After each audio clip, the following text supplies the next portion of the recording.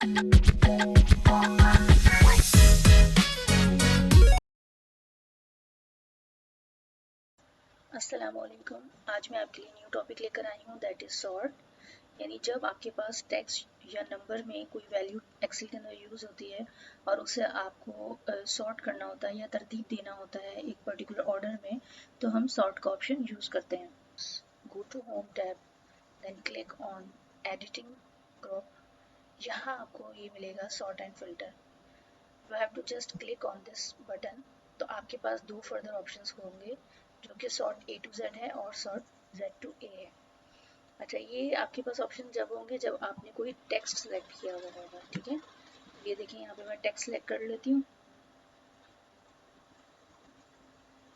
Sort A to Z and Z to ए।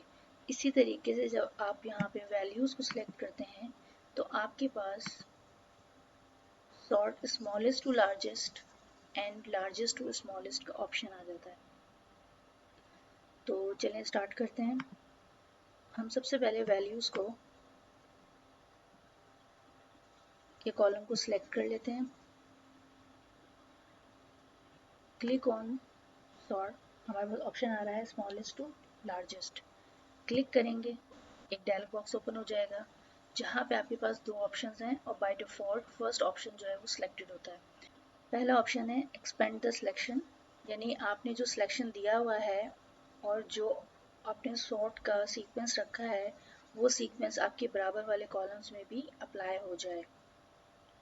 तो yes, आप इसको सॉर्ट कर देंगे। आप देख सकते हैं कि smallest to largest values arrange हो गई हैं और यहाँ पर सारे नाम यानी जो वैल्यूज़ जिनकी थी वो वही वैल्यूज़ वापस आ गई हैं। ठीक है, इसी तरीके से यहाँ पर जो हमारे पास सीक्वेंस था या नंबरिंग दी हुई थी वो नंबरिंग भी उसी के हिसाब से अरेंज हो गई है। अब अगर इसे मैं कंट्रोल जेड से दोबारा उसी पोजीशन पे ले आऊँ, इस कॉलम को हम सेलेक्ट करते हैं and then go to sort and filter smallest to large and then continue with the current selection and sort. अब की बार इसने इसे सॉर्ट किया लेकिन इसने अपने बराबर वाले दोनों कॉलम्स को डिस्टर्ब नहीं किया या यही सॉर्टिंग इसने इस पर अप्लाई नहीं की है।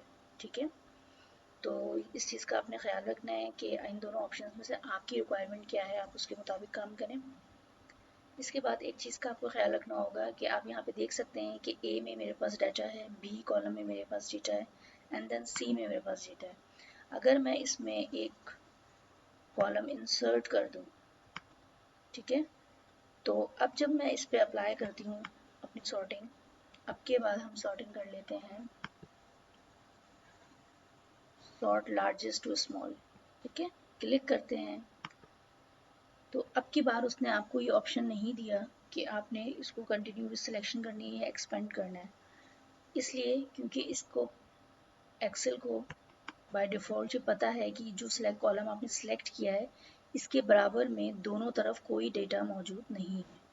तो आपने इस बात का ज़रूर ख्याल रखना है अगर आप किसी टेबल पे काम कर रहे हैं और उस टेबल का तमाम डेटा आप अकॉर्डिंग टू सिलेक्शन कॉलम अपना डेटा अरेंज करना चाहते हैं तो आपने ब्लैंक कॉलम का बहुत ख्याल रखना है। ब्लैंक कॉलम पे जो आपकी सॉर्टिंग है वो अप्लाई नहीं होती है।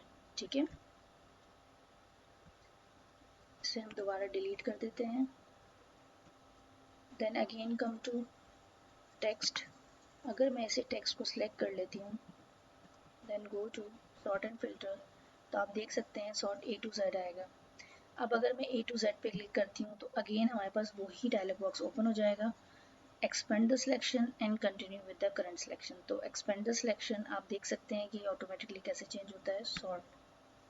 तो ये था हमारा सॉर्ट का बेसिक यूज़ और अब इंशाल्लाह नेक्स्ट वीडियो में हम लेकर आएंगे एडवांस ऑप्शंस कि हम सॉर्टिंग और किस तरह से डिफरेंट तरीक़ों से कर सकते हैं। अगर आपको मेरी वीडियो पसंद आई तो please like and subscribe my channel और कीप वॉचिंग।